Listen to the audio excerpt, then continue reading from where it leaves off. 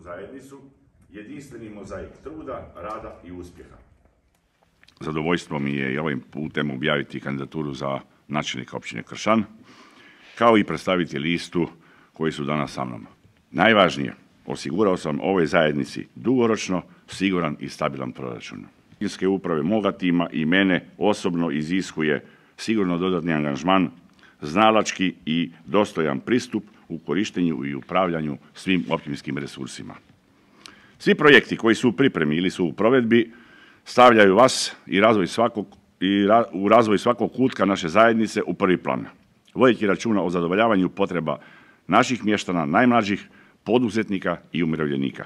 Niko nije izostavljen. Povjerenjem meni i mojoj listi za općinsko vijeće osigurat ćete dostojan i pristojan život naše zajednice u sredini u kojoj pripadate, u kojoj djelujete. Bez puno riječi, djela su ona koja govore. Naše djelovanje i postojanost ovdje znači prionuti i raditi za cjelokupnu zajednicu, jedinstveni mozaik truda, rada i uspjeha.